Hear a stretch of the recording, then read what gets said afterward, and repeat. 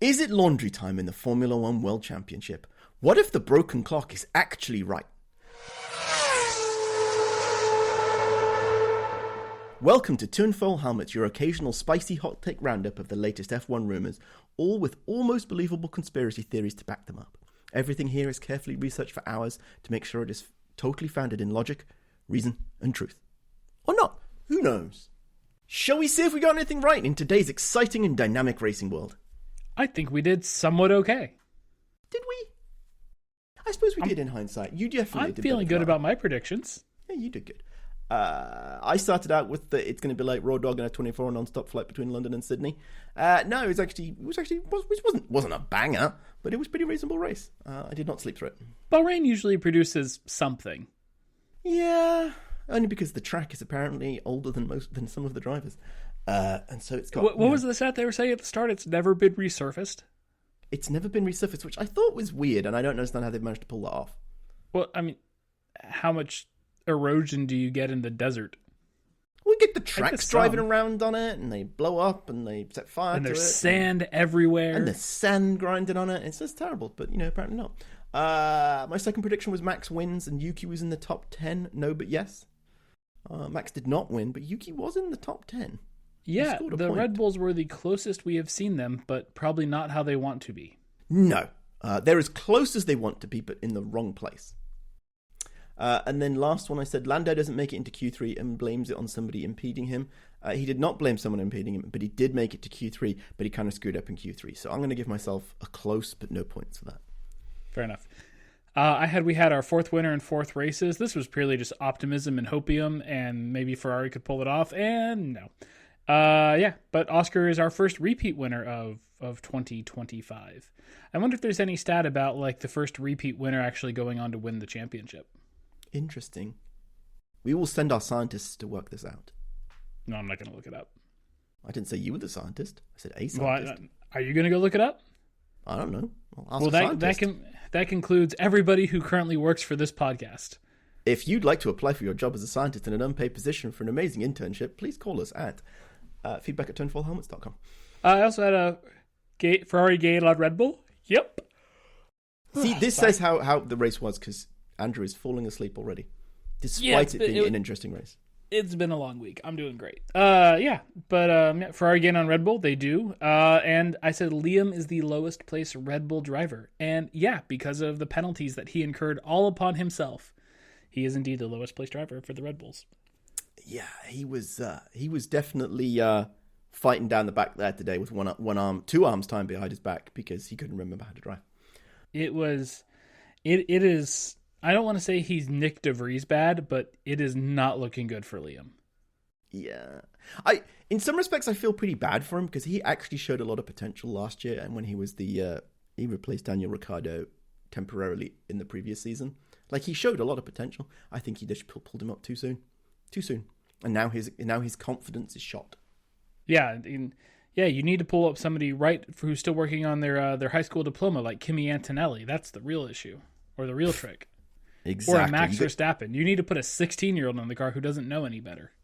If you are not in Formula One by the time that you are 17, you need to delay until you're 24, and then when you've got some experience, and then you can go to a top team.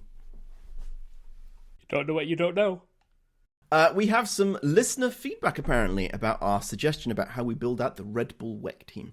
It was specifically the underperforming Red Bull driver WEC team. Okay. Which I think actually it was Nick DeVries, wasn't it? Not Brendan Hartley, but it should be Daniel Kvyat, Liam Lawson, and Nick DeVries. It will be the 24-hour Le Mans team that wins for Red Bull in a hypercar because they couldn't cut it in F1, but they can somehow cut it in WEC just fine. I love this. I think this is absolutely spot on and perfect. I had completely forgotten that Danny Kvyat was a Red Bull Academy driver. I'm not sure what that says about Danny. Yeah. Now you've got me thinking about who would be on the failing team for the Aston Martin WEC team. You'd have Lance Stroll, Fernando Alonso, Sebastian Vettel right there. I was going to... Seb Vettel. There we go. Yes, I like it. I was going to go for Drugovich, but no, I think you're correct. We haven't really seen Drugovich's true performance. Yeah. Did anything happen between the races, given that this was 1 week? Not really. No. There was... Yeah. Apparently the engine drama is still going on. Yes, there was a meeting, and all the teams said, no, we can't do this. But apparently that was only for like next year, and now they're going to have an argument about whether they shorten it, and that'll be another conversation. What I was surprised at is the drivers popping out the woodwork and being like, yeah, we'd like some V10s. I don't quite understand why. Because engine noise sounds good. Also, maybe simpler. Simpler. There's probably also something about drivability. Yes, because you don't have to faff around with all the beep, beep, boop, boop, boop, boop. Yeah. Let me change my harvesting mode. No, just put your foot to the floor and go. Go, baby, go. Then in a moment of mild panic that's causing me deep anxiety, apparently nobody wants the F1 TV rights. That's not necessarily true, but so apparently Formula One has been going around being like, well, there's 150 million people that are watching Drive to Survive, and that must mean they're also watching the races, or something like that. There's like a bunch of people that are watching Drive to Survive. Formula One is convinced these people are also watching the races. I'm not convinced they're watching the races, but they're asking for a really large chunk of money to do the broadcasts. And you're asking that for an American company that, if you don't want to show commercials, then they need a sponsor on top of it to make sure that it doesn't happen, or it's going to be commercial interrupted, which isn't great anyway. So it sounds like that Formula One does not have the negotiating power they thought they had. I'm not concerned that Formula One's not going to be shown in America.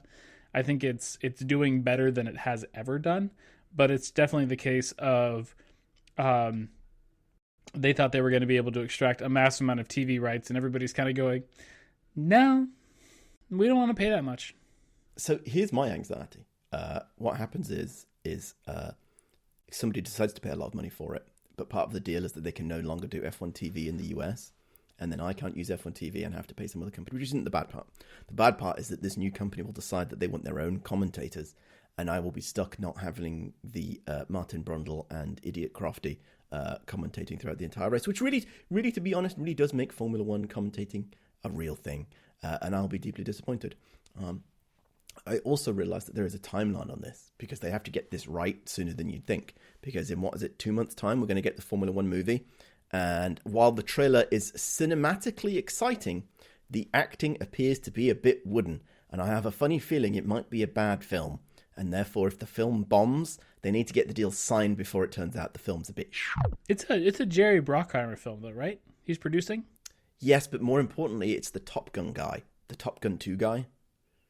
Directing. Yeah, he's directing. And so it should be cinematically, visually very good. It looks like they're direct, but I don't know whether he didn't have his glasses that day, but every time he's on screen, it's like, yes, this race will be very challenging. And my God, young whippersnapper, I will show you how it's done. Ladies. And it was basically like that, and it was terrible. So, but we'll see. All I will say is Jerry Bruckheimer movies are generally very entertaining. Whether or not they are good or not is a different issue, but they are generally very entertaining.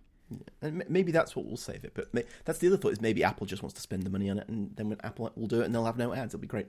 Well, Apple didn't want the rights either, apparently. Well, we'll see. Maybe it's just a negotiating tactic. At least not at the current rate. What were they asking for, $150 million a year or something like that? Yeah. That's rumored what they want, which is double what it currently is, I think. Maybe even more than double. I think it's more than double, because I think ESPN has it for around $20 million a year. Yeah, it's ridiculous. Yeah. So, but less on the spicy... I know what we should do next. Before we get to the factual statement, we should talk about Lewis and Charles and their game of chess that they were playing in bed together. Oh, I was just going to go with Lewis and Charles admitting to cheating as the run-in for this. Yes. But they were also in bed playing chess late at night. Not in the same bed, just to be clear. Separate beds. In fact, separate countries, I believe. I think Lewis might have even been on a plane or something. But yeah, apparently Charles and Lewis are liking to play chess against each other. This is something I'm hearing more and more from athletes. They're enjoying playing chess, which I get it. It's fun. It's a good game. Teaches you strategy. Yeah. Elon Musk hates it, so that's how you know it's good. But apparently they were playing chess, and they went 4-4 against each other. They played 8 games, and they were 4-4. And Lewis is like, "We can't go to bed on the 4-4. We gotta play another round." And Charles was like, "I am so tired. I just want to go to sleep." So, according to Lewis, Charles then started making really good moves So Lewis decided he was going to. I don't think he knew what to do next, so he decided he was going to go get a help from like some sort of online bot, and just kind of like just to get like one more move, and then it started suggesting really good, and then it started suggesting really good moves, and then like Charles also then came back with a really good move, and it took him a couple of minutes, and then all of a sudden Charles was just like, "Wait, are we both cheating?" You know, let the lives of their pleasure time be the same as their work lives, which is cheating on their cars all the time. Yeah. Yeah, just funny that they're both cheating, and Charles still ended up losing, so apparently Lewis is better at cheating than Charles. Oh, he knows how better to manipulate the bot into doing the right thing. Well, he was a McLaren driver in 2007. True, he does have experience with this. Then back to like real things that really matter. Alonso's steering wheel decided that it was done for the day. Yeah, in one of the free practice sessions, he went to go turn into turn 1, and the wheel just came off. Or to put it correctly, the wheel fell off. And then he hurriedly put it back on, and apparently they had to change the whole steering column. Yeah, did you see the other clip where they were in the garage and he was demonstrating the new wheel that they put on it, and it was still coming off, and eventually after like 3 or 4 minutes they managed to get it to stick on the thing, which raises a lot of questions for me. Like, how do you make a car with a steering wheel that doesn't fall off? Well, how do you if you have to do something special to make it stay on? What happens when you crash? You need to get it out quickly. Maybe it won't come off. Yeah. Lando has commented multiple times that his car is not a rocket ship. Yeah, I don't know if we're seeing the cracks in Lando's mental fortitude already falling to pieces. Max had made some sort of comment post-Japan of if he was in one of the McLarens, they would never have seen him because he just would have been off like a rocket ship. Lando's like, no, our car's not really that fast. And then Oscar won the race today by like 15 seconds with a restart halfway through. So like probably could have been 30 to 45 seconds if we're really thinking about it. But yeah, it's... Lando seems to already be making excuses about the McLaren when that McLaren still clearly looks like the car to beat. When you're in the same car and you can't get past George Russell in a Mercedes who's 15 seconds behind your teammate, you need to try harder, man. I mean, that McLaren has never done a good job of following. It's always done a better job in free air.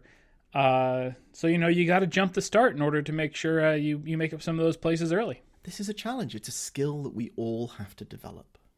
Unless your name is Oscar, in which case you do pretty good.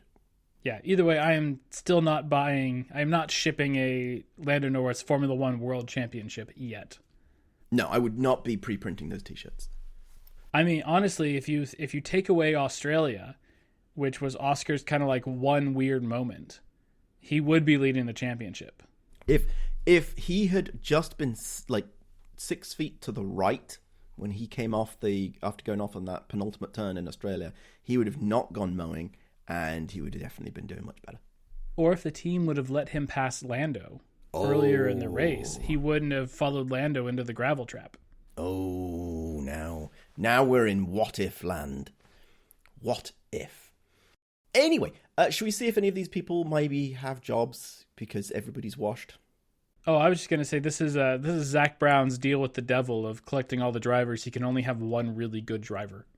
He can only love one at a time. And it's never the one he thinks it's going to be. Oh, yes. He wanted to love Danny, but he couldn't. And he wanted to love Lando, but he couldn't. So when he decides that he has to love Oscar, how's he going to be disappointed? How is Oscar going to disappoint Zach? I don't know. We'll have to stay tuned to find out. Stay tuned. Something we do every weekend when there's a race. So, people who may or may not be having a job. Red Bull's pit crew. Oh my gosh, they were terrible. A 4-second stop and then a 4-second stop and a 6-second stop or something like that? Are they refueling the car with how long they're taking? They're refilling it with hopium. That's what they're doing. Yeah, it's not looking good. It's one thing, actually, when they screw up the wheel, and I kind of accept that, you should improve your team, but the thing that seemed to be broken this weekend was the drop-down flashy lighty thing. And what really made me funny was, I think it was... Crofty was like, yeah, we didn't have this problem when they had the lollipop man, right? They never got it wrong. And I'm like, did you forget all of the lollipop people who got run over, hit, whacked drivers in the faces, nearly got hit by other drivers, released too early, stopped too early, forgot about it, wasn't paying attention, was thinking about what they're having for lunch? At least this one's okay. Since Ferrari fixed their bad one that kept screwing with Kimi, the automatic lights have been fine. You mean when Kimi broke somebody's leg at Yes. Bahrain? Yes. Which I also believe was thinking, the... I was thinking about Singapore when it really screwed him. I was also thinking, wasn't that the same race in Bahrain where there was smoke coming out of the Ferrari garage every time they started the car? I do vaguely recall that. I do recall it, but I cannot remember the specifics. And then like a year and a half later, there was the whole thing about how they were dumping oil into the engine to get more horsepower, allegedly. Allegedly! They clearly were. One day we will find out when somebody writes a book about it. Do you think Lewis asked that, after he'd signed the contract? Like, now that I'm inside the team, can you tell me whether you were cheating in 2019, despite the fact that I handed your ass to you? Yeah, now I want to know exactly how you were cheating in 2019. I wonder if that was a contract deal. It's like, I need to know. Oh, he can put it in his book. Final chapter. We got to be getting close to what he said 8 years, 5 years ago? Or 10 years? It was 2027 or 22 or 2017 or 2018, right? When he said that, and it was like 10 years. Yep. We're getting close. Lewis, I need the book. I have a theory about that. We'll come to that in Takes and Rumors. We do still need, essentially, I think Lewis should write his book, and then whoever was his teammate that year for that chapter writes their version on the other side of the book. So, like, we get a Lewis and Fernando chapter in 2007. Yep. We get a Lewis and Nico chapter in 2016. Yeah. Yeah. We get Valtteri just doodling for his years. Yeah, for like multiple chapters. Yeah, he'll be like, well, I can't be bothered. I'm just going to draw some pretty pictures. Yeah. Speaking of people who shouldn't have jobs, though, Liam Lawson. Oh, man, I feel so bad for Liam. He is... He needs a hug. He needs to hug it out. I hope he's getting the appropriate, and I mean this also, I do hope he's getting the appropriate emotional support that he needs, because it's been brutal. Yeah, well, something tells me Dr. Helmut Marko did not get his doctor in psychiatry. No, I don't think he did. What did he get it in? Yeah, he, not he as in Helmut Marko, but he as in Liam Lawson, was just driving around like a crazy person. He was just he was not necessarily overdriving the car, but he was overdriving the race and kept trying to do everything, and it was kind of ridiculous. He has a doctorate in law. That's boring. Really? Yeah. Come on. That's how he knew he could get away with Abu Dhabi 2021. Perfect. But Lawson was driving around, and I don't really have a lot to say about him, but it kind of sucks. But he was driving around fighting at the back with Lance Stroll. Where did Lance Stroll finish in this race? Almost last, if not last. 18th. Oh, beautiful. So penultimate. Hey, started 19th. He gained a position. Oh, good work. Good work. Right? Good job, Stroll.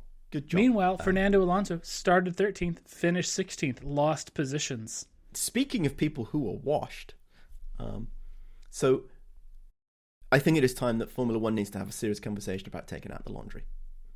Because why is Fernando Alonso still in Formula One? Like, people we like to say that Lewis is washed, and he's definitely not the Lewis of old. Granted, let's see what happens towards I will maintain a little bit of hopium of let's see how he's doing after the summer break, after he's had a lot of time to get used to the Ferrari. I think there could still be some growing pains there. But Lewis Hamilton last won a Formula One race in 2024. Fernando Alonso last won a Formula One race in 2013? Yes.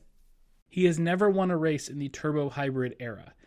I don't think that Aston Martin is looking like a race winner this year. He is going to go the whole turbo hybrid engine formula without a race win. But his racecraft, it's perfect.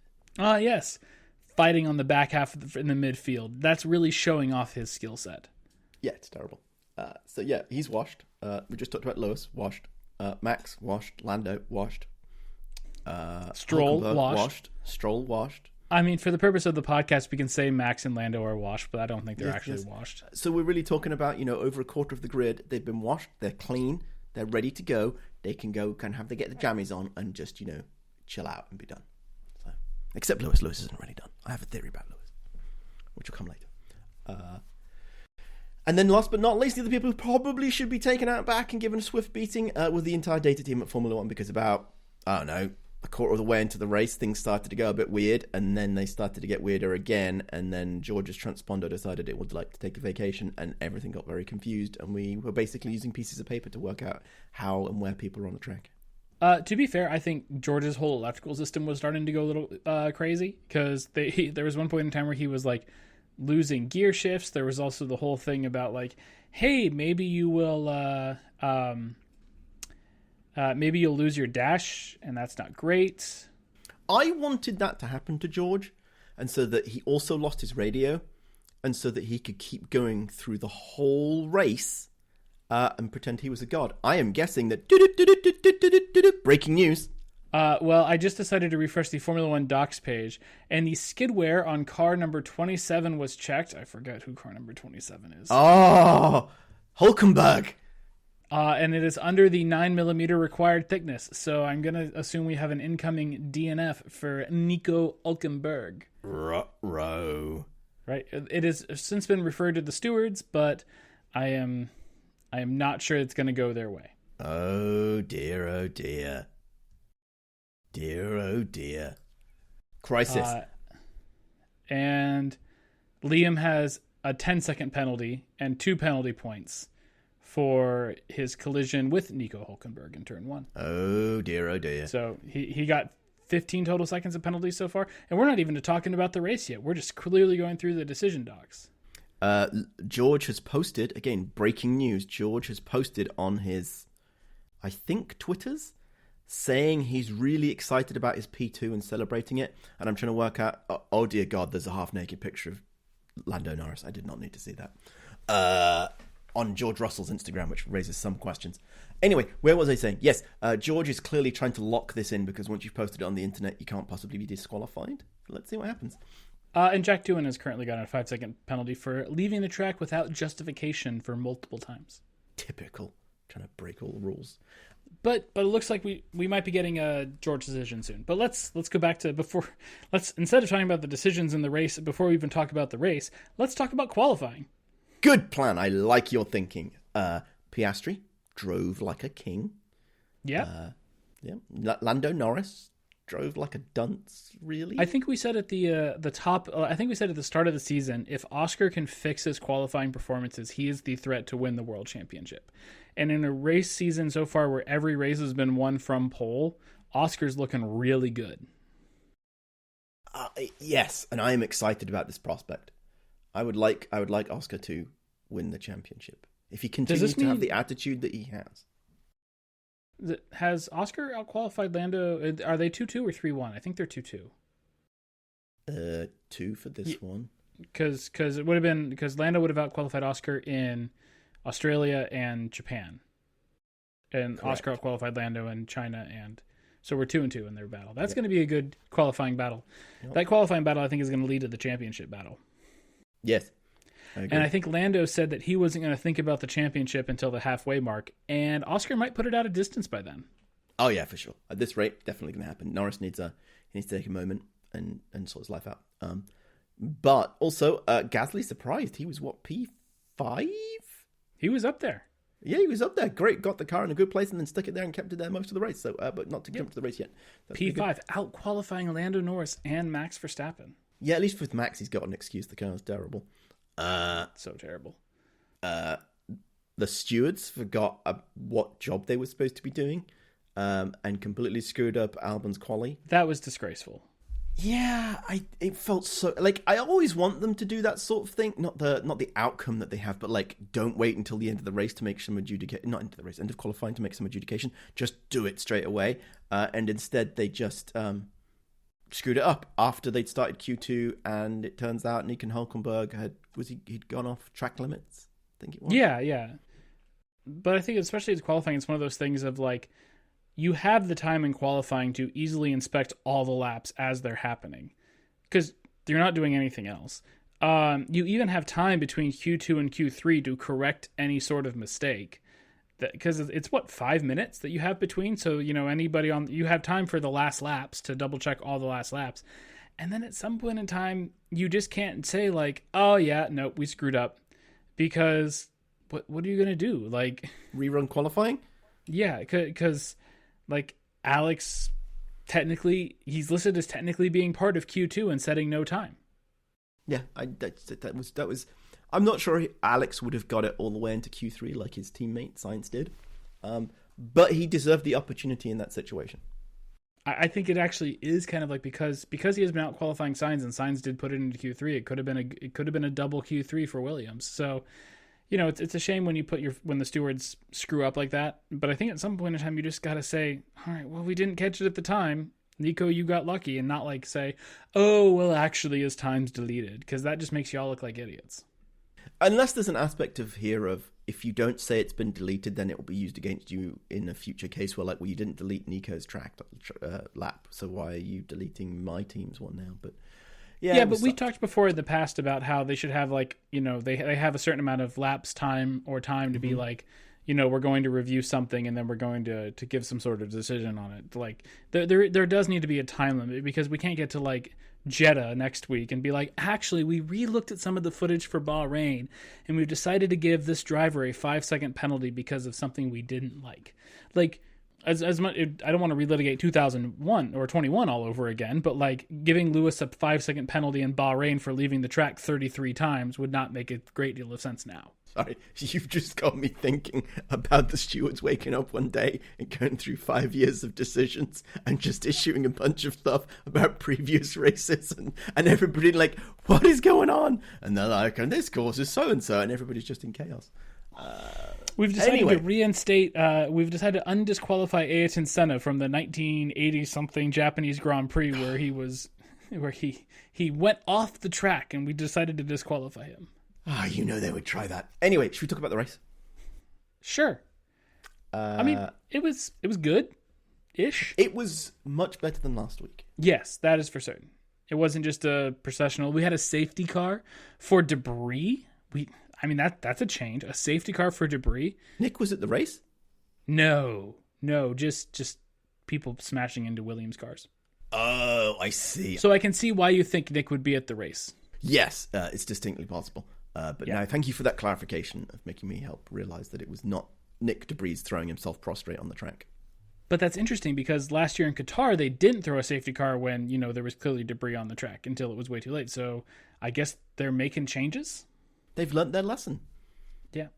They just wanted to spice it up, and Burt Mylander had a clause in his contract that he's got to have at least one safety car every 3 races. Yeah, but it was a well-timed safety car, I think. For some. Yes. My disappointing moment was everybody was trying their strategies at that point, and then they just managed to throw them out the window and kind of go and get a free pit stop, because I think everybody except Max stopped. I think there were a couple of others that stopped, but Max chose to go for track position. But I will say the other thing, or to a bit of a counterpoint to you, is 3 drivers in the top 4 were all on different tires. So yes, I was also thinking about that. So it's not necessarily the case where we've seen before with safety cars of like, okay, and everybody's on the medium, and here's our order till the end. We had, I think, Oscar was on the medium, George was on the soft, Charles was on the hard, Lando was on the medium, Lewis was on the hard. So there was, because of when the safety car happened and some of the other decisions that had already been made towards pit stops, we did see a vast variety of different tires being run for the remaining 20, 30 races of or laps of the race. So that's a little different. That was nice. Speaking of the tire choices that were made in strategy, did you know that a stop clock is right twice a day? The question is it really right? I mean, sorry, this has got nothing to do with time. Sorry, this is all about Ferrari, who made a strategy call that actually kind of worked, and then they kind of stuck to it, and it kind of worked. I'm very confused by this. Yeah, they kind of did. I will say, once again, they are still not listening to their drivers, because Charles was making it sound like he wanted to try to go for a one-stop on the hard. So if they would have gone medium hard for Charles, then when the safety car happened, they would have had the other medium tire ready to go, and then it would have been medium to the end. So, I think it would have been a better call to go medium hard medium, because, you're a little bit lighter fuel load, a little bit less durable tire sort of thing, get rid of the bad tire in the middle. If you do get a late safety car, you can change to a better tire. So I think they did kind of screw themselves over a tiny bit, but overall this was a much better Ferrari strategy than we've seen, for especially 2 cars that qualified. Well, I guess Charles qualified near the front and Lewis qualified near the back of the top 10. So yeah, but they did a good job moving them up. Yep, Lewis was the only Ferrari driver to gain positions in this race. Fair enough. I mean, there's only two of them, so there's not a lot to go on. I did think that maybe they should have gone for softs, if only because George managed to pull it off with actually quite a lot of performance, and I do wonder whether, seeing as how well it seemed to go on the medium in the middle stint, I do wonder whether the soft would have worked out really well for them. Yeah, it's a good question, but I understand them being conservative on that, because even George was like, this is audacious to try to get the soft all the way to the end. George, the tyre whisperer. I'm hoping he'll get disqualified for being underweight, but we'll see in a few minutes. No. Turns out Lando Norris forgets how to start an F1 race. Yeah, he was well outside of his grid box, but of course it's never his fault. No. He didn't think he was that far forward, but you look at the video and he was clearly that far forward. So. He was so far forward. And it looks like it's because he forgot that, when you put it into gear, the car might go forward, and he forgot to depress the clutch properly, which is a bit weird. Put the foot on the brake, man. Yeah, should get your foot on the brake. It would have been great. But yeah, it got him a 5-second penalty. I would also like to note for the record that policeman Max dobbed him in within about 0.1 milliseconds of seeing him go over the line. And I love that this is the thing that Max keeps doing. Oh yeah, I think they were on the grid when he said that, because was, you don't normally hear the engine. I don't think there were any engine or air noise coming over the radio. It was just yep, Lando's over the line. It was beautiful. I loved it. But it's because Max had nothing else to do because he knew the car wasn't going to go anywhere. Oh, that car really went nowhere.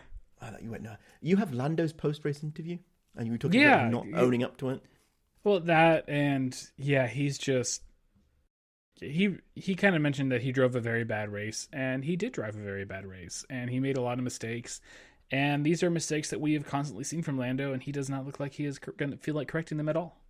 No, I agree. It's very weird.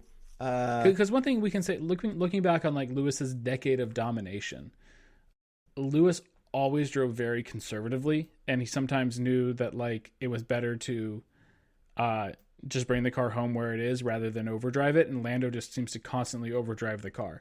Maybe this is the thing of because Lando spent 4 years in the McLaren that wasn't that great, and he had to feel like he overdrive it to get any sort of results, and now the McLaren is really good, and Oscar hasn't had to deal with that, so Oscar's just driving a good car, while Lando is consistently trying to overdrive the car, and it's giving him problems. I can subscribe to that theory. I can subscribe hard to that theory. There were quite a lot of aggressive overtakes in this race, lots of banging of wheels, and it was all the rookies except Carlos.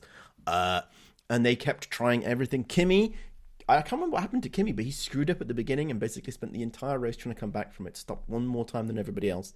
There was Hajar going down the inside, there was Liam going down the inside, there was, who was the other one? Doohan going down the inside, and it was everybody was banging wheels, and everybody, Yuki was in there. He's not really a Yuki, but he's not really a Yuki. He's not really a rookie. But he is in that car, and it was all over the place. And then Carlos trying to save his race, but then he got banged in the side, took out his side pod, and got a 10-cycle penalty, and then retired. That he did not serve. Oh, he didn't. Oh, that's apparently there's been a whole document shenanigans about a 3-place grid penalty, but it's very curious. Maybe he got it added to his race time because he was within what's the classification limit, because he didn't. I don't think he did 90% of the race. It could be interesting. Yeah. Because he would have had to still be in there with about, 4 laps to go, and he was out way before then. Yeah, that was a bit suspicious. But Carlos did a pretty good job of race until he started banging people's wheels. And I think, to be fair, he got kind of banged by other people, but I do think he was trying some pretty aggressive moves to make that car go. But at least he's feeling more confident in the car. Carlos retired on lap 45, so... That would have been 12 laps to go, which is, I believe, very much outside the 90 or 95%. It's definitely outside 95%. I think it's outside of the 90%, given it's a 57-lap race. Yeah, it'd be interesting to see whether they do that. He got 2 penalty points, too. 45 divided by 57 is not even 80% of race distance. Yeah. Shall we finish with the race and move on to other topics? Ollie Behrman did a very good job going from 20th to the points. He did. I think Ollie has a lot of potential. If he can just be a bit... Which is surprising for a Haas driver to have potential.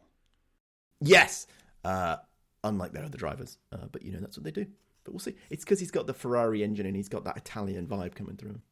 Yeah. Hulkenberg's probably going to get disqualified. Boratello and the rest of the Salvas were just around at the back the whole time for a little bit. They're enjoying it there with Stroll. Liam. He really is living up to his name of Stroll because he's just strolling around the track at the end, and I don't understand. I mean, to be fair, Fernando being in P16 and not Stroll in P18 shows that there's actually, in some respects, not a big gap in performance between the two cars. Yeah, I think Adrian should now officially be in the program, right? So yeah, he started on April 1st, I think. Do you think he looked at the designs and just went, "Oh my god, this is terrible," and just walked away? Well, so the whole story in the interviews was that they didn't expect him to be helping with the 2025 car because it was kind of too late. But I just have to imagine if you're Lawrence Stroll, you just call Adrian. It's like, I know we wanted you to work on the 2026 car, and that's what you should spend 70% of your time. But this is really important, and you need to get dragged in and balance your time and help at least not necessarily make the car go to the front, but can we just fix some of the fact that it's terrible? I don't know. It's very strange. Yeah, I think it's worth. Hey, Adrian. I just want you to take this first week, just look at this design, and see if there's anything you want to tweak before you start looking at 2026. Here's a highlighter. Maybe just highlight 3 spots on the car that you think we should focus on. Where if you're Adrian Newey, you turn around and say, well, the problem is the whole car's terrible and you'd have to redo it. So just why highlight the whole... Yeah, one circle. Big circle. I found one thing wrong. It's the whole car. Apparently Dan Fallows I suppose this is a bit of news from up the front, Dan Fallows is no longer at Aston Martin. He left recently, and apparently there's a big beef between Adrian and Dan Fallows, and Dan Fallows left Red Bull because of a beef between him and Adrian, and now he's got kicked out again. So suspicious. Oh dear. Should we talk about the driver of the day / driver who couldn't wait to be over? Sure. The official one, just for reference, I decided we should add this into it. The driver of the day was Lewis Hamilton. I mean, I love Lewis, but really? I feel like we need to take our podcast to the next level. The Salesforce driver of the day was Lewis Hamilton. Yes. Salesforce, if you'd like to write me a check for $10 for this call out, please do. And if you notice at the top of the episode, it was the Formula One Gulf Air Bahrain Grand Prix 2025. Oh, Gulf Air Bahrain. Good job. Do we get free tickets? Also, we'll take a free upgrade to first class from Gulf Air, please. I mean, I think we could, but I don't think we're going to get... I think if they gave us a ticket, it's I'm not going to spend the money just to get to Bahrain to watch the race, although Bahrain would be pretty good. If you want to give us free tickets and press access in Abu Dhabi, I'm happy to do that before Christmas. So, my driver of the day, I'm very wishy-washy this weekend, but I think it's Piastri because he was so chill, but also kind of Gasly for just keeping it in at the top and driving around in a very silent race and just great. And then, much as it pains me, I'm going to have to go take a shower in extremely hot water and cover myself in baking soda after this, because George did a great job and some good overtakes, and his car was giving up, and he came in second. And I don't know how I feel about that, but one of those people for driver of the day, but not Lewis. I love Lewis, but not Lewis. I definitely messaged you at the back half of the race of oh crap, I'm going to have to cheer for either Lando or George, and the wish was for them to come together, and the Ferraris end up with a double podium. That would have been amazing. It would have been the dream. Yeah, my driver who couldn't wait for it to be over was Carlos Sainz, because despite the fact that he was trying really hard, it just kind of didn't come together for him. Or possibly Max. Or maybe George, because his car was broken. Again, I have no decisions this weekend. Yeah, that's fair. I will once again reiterate that I would disqualify Sainz from driver who wanted their day to be over because they ended their day early. I think you have to be classified for you want your day to be over. You have to be a classified finisher. Do you have to be a classic finisher? Because if you're a classic driver... Well, then that would be... then I guess my honorary driver of the day would be Sir Jackie Stewart for driving around his Lotus F1 car one last time, maybe the last time he'll ever be in a Formula One car, for trying to raise money to fight dementia and having a helmet signed by all 20 living Formula One world champions that he is putting up for auction, including Michael Schumacher. Oh, interesting. Yeah. Interesting. There was an M.S. on the helmet, apparently with the help of his wife. Michael has signed the helmet. So, yeah, I think that helmet's going for auction somewhere. But yeah, there's a helmet that was signed by all 20 living F1 world champions. Interesting. Good work. Yeah. That's impressive. Yeah. So. Yeah. Okay.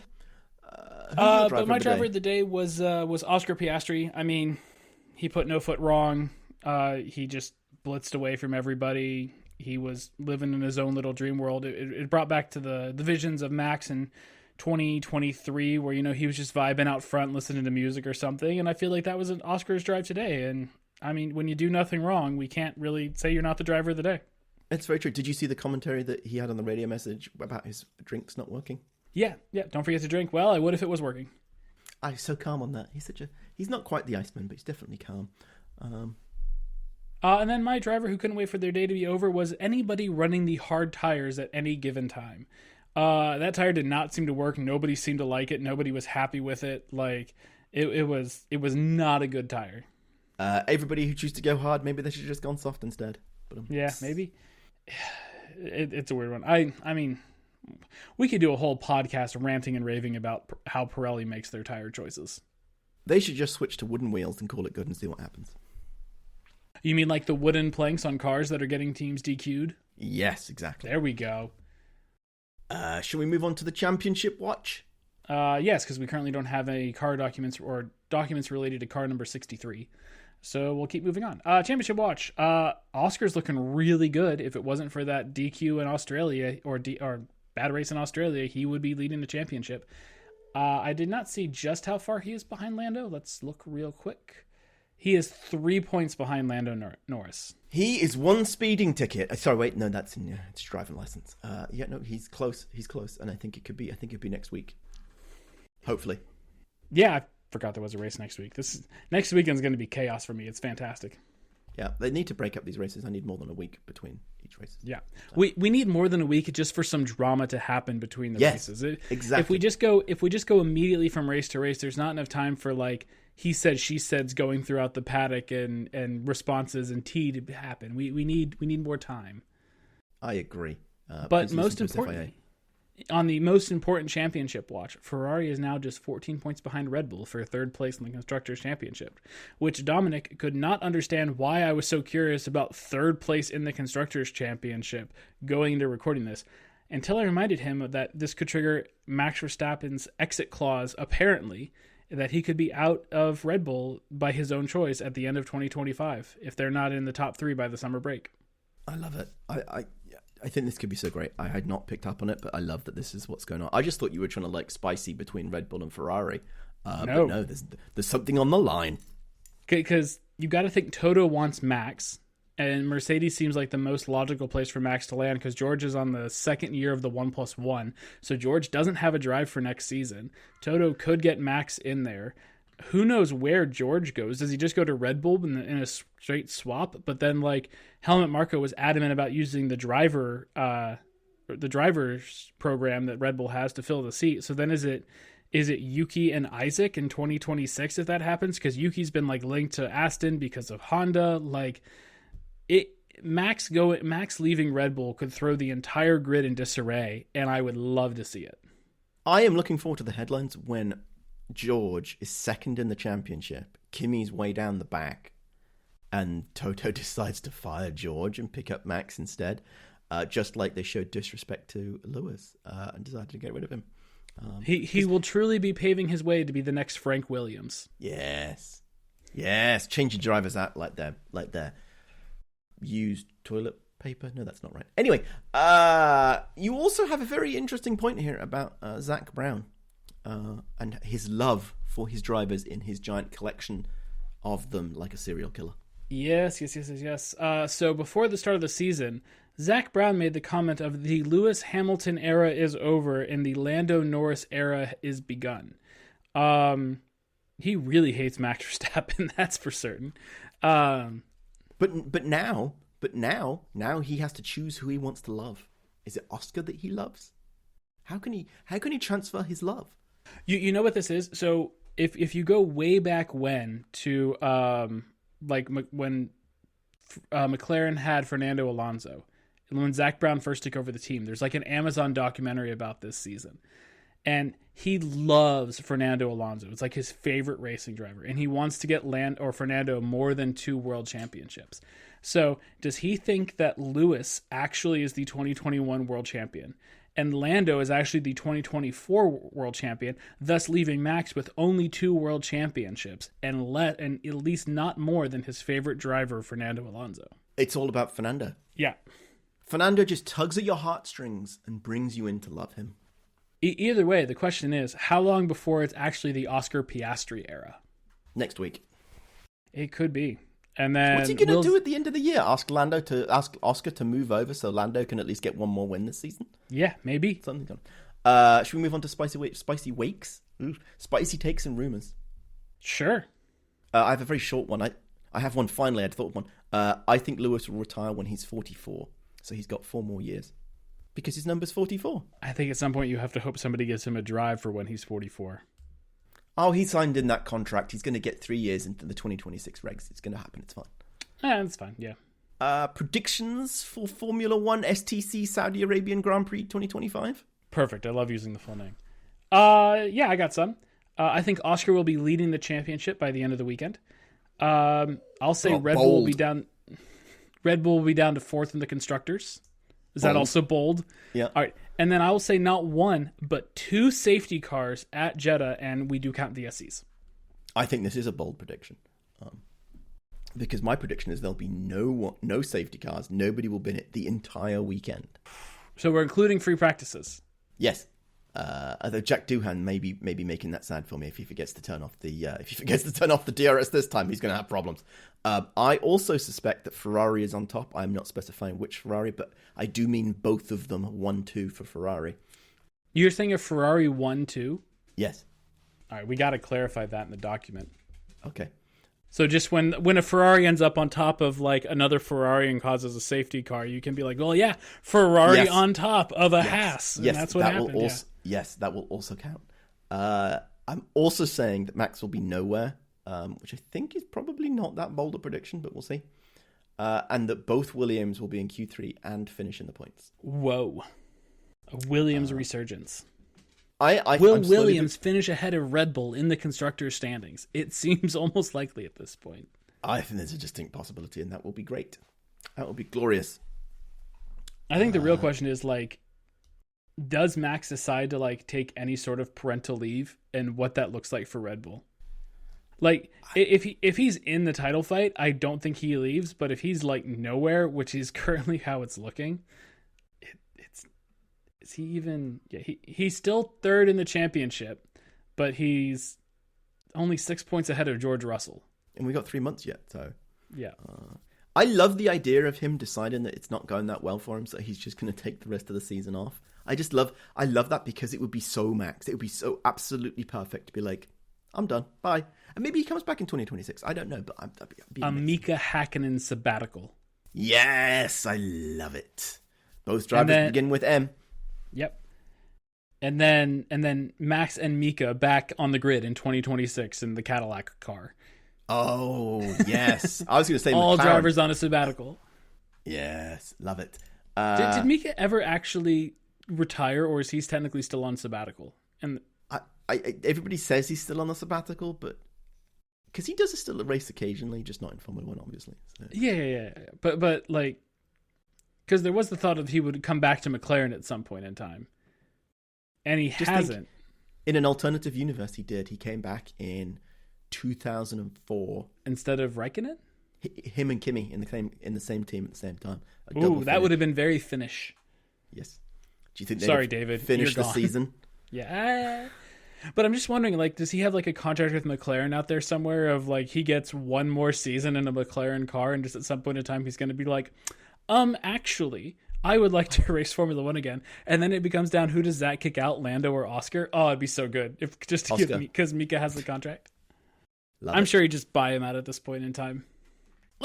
Once again, as always, thank you for listening to Tinfoil Helmets. We do our best to make this listenable. But we're always waiting for your feedback. Please write in at feedback@tinfoilhelmets.com, or most likely just text us because you know who we are. And let us know your conspiracy theories, feedbacks, and wants. And don't forget to tell your friends to like, rate, listen, and subscribe. But I have a feeling we've filled that whole friend circle by now.